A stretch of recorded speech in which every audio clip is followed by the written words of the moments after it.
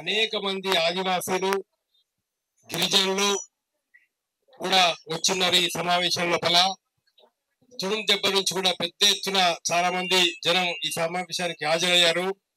వాళ్ళ నాయకుడు గీడం నగేష్ గారిని ఒక 2 నిమిషాలు మాట్లాడవలసిందిగా కోరుతున్నాను.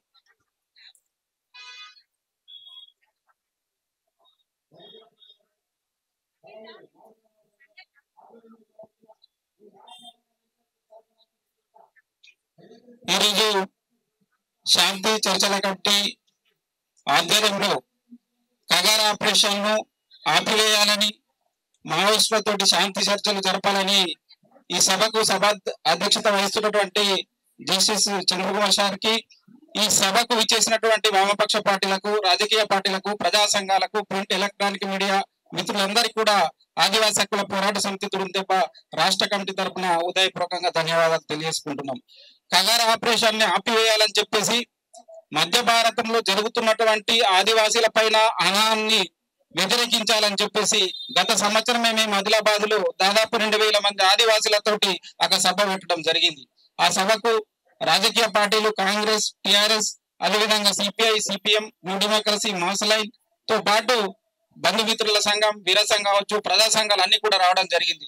ఆ రోజే మేము చెప్పడం జరిగింది, మధ్య భారతదేశంలో ఆదివాసీల పైన ఒక హత్యాకాండ కొనసాగుతున్నది కాబట్టి ఈ హత్యాకాండను ఆపాలంటే దేశంలో ఉన్నటువంటి ప్రజాస్వామికవాదులు, మేధావులు, బుద్ధిజీవులు, ప్రజలు అందరూ కూడా కలిసి వాళ్ళ కేంద్రంలో పరిపాలిస్తున్నటువంటి బీజేపీ ప్రభుత్వాన్ని మనం చెప్పాల్సిన అవసరం ఉందని చెప్పడం జరిగింది. ఎందుకంటే వాళ్ళ ప్రజాస్వామ్యబద్ధంగా, రాజ్యాంగబద్ధంగా ఎన్నికైనటువంటి వాళ్ళ బీజేపీ ప్రభుత్వం వల్ల ఇవాళ 5th షెడ్యూల్ ప్రాంతంలోకి 170 పీసా చట్టాలను మొత్తం కూడా వైలేషన్ చేస్తూ ఇవాళ గ్రామ సభ ఎటువంటి తీర్మానం లేకుండా ఇవాళ సిఆర్పిఎఫ్, బిఎస్ఎఫ్, డిఆర్జీ, కోబ్రా బలగాలను దించి వాళ్ళ 6 నెలల పసిపాప నుండి వాళ్ళ ముసలి వరకు కూడా ఆదివాసులను అంతం చేయడానికి ప్రయత్నాలు చేస్తున్నాయి. వందలాది మంది ఆదివాసులను చంపివేస్తున్నా కూడా ఇవాళ ప్రజలు ఇంకా ఎంతైతే ప్రశ్నించాలో, ఎంతైతే పోరాటం చేయాలో చేయకపోవడం చాలా బాధాకరం. ఎందుకంటే ఒక ఆదివాసిగా నేను గత సంవత్సరమే పెట్టడం జరిగింది. కానీ వల్ల ఎంతైతే మనం బీజేపీ ప్రభుత్వం చేస్తున్నటువంటి దమనకాండ పైన ప్రశ్నించాలో ఇంకా ప్రశ్నించలేకపోతున్నాం. వల్ల వామపక్ష పార్టీలు కావచ్చు, ఇవాళ శాంతి కమిటీల ముందుకు వచ్చి ఈ రకంగా ఈ మహాదారుణం చెప్పడం చాలా మంచి పరిణామం. ఇంకా పెద్ద ఎత్తున ఇవాళ బీజేపీ ప్రభుత్వాన్ని మనం ఓడగొట్టే వరకు కూడా మధ్య భారతంలో జరుగుతున్నటువంటి అనాలని ఆదివాసుల వల్ల ఆల్రెడీగా జంగల్ జమీన్ కోసం, స్వేచ్ఛ సమానత్వం కోసం, స్వయం పరిపాలన కోసం, తమ అస్తిత్వం కోసం పోరాడుతున్నారు. వాళ్ళ శక్తి సరిపోతలేదు కాబట్టి దేశంలో ఉన్నటువంటి అందరు బుద్ధిజీవులకు, ప్రజలకు, ప్రజాస్వామికవాదులకు, జర్నలిస్టులకు అందరికి కూడా మేము విజ్ఞప్తి చేస్తున్నాం, మధ్య భారతంలో జరుగుతున్నటువంటి కగార్ ఆపరేషన్ ను మీరు నిలిపివేసే వరకు కూడా, మావోయిస్టులతోటి శాంతి చర్చలు జరిపే వరకు కూడా మీరు అందరికి కూడా కలిసికట్టుగా పోరాడాలని చెప్పేసి మరొకసారి మేము అందరికి కూడా విజ్ఞప్తి చేస్తున్నాం.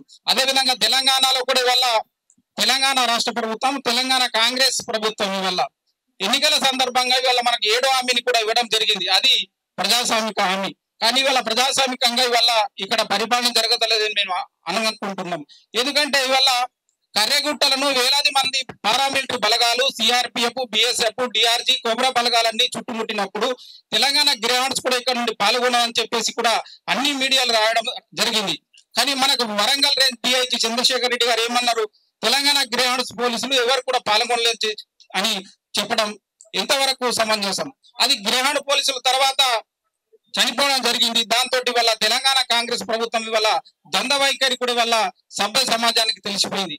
అంటే వల్ల తెలంగాణ కాంగ్రెస్ ప్రభుత్వం, తెలంగాణ రాష్ట్ర ముఖ్యమంత్రి మన యనమల రేవంత్ రెడ్డి గారు కావచ్చు, బట్టి విక్రమార్క కావచ్చు, తెలంగాణ రాష్ట్ర ప్రభుత్వం కూడా నిజాయితీగా ఆదివాసీల పక్షాన వల్ల మీరు ఉండి మధ్య భారతంలో జరుగుతున్నటువంటి ఏదైతే ఆదివాసీల మీద హననం జరుగుతున్నదో దాన్ని మీరు ముక్త కంఠంతో ఖండించి ఈ హననాన్ని ఆపివేయాలని చెప్పేసి కూడా మేము ఆదివాసీ హక్కుల పోరాట సమితి తుడుందెబ్బ రాష్ట్ర కమిటీ తరఫున తెలంగాణ రాష్ట్ర ప్రభుత్వానికి, తెలంగాణ రాష్ట్ర ముఖ్యమంత్రికి విజ్ఞప్తి చేయడం జరుగుతుంది.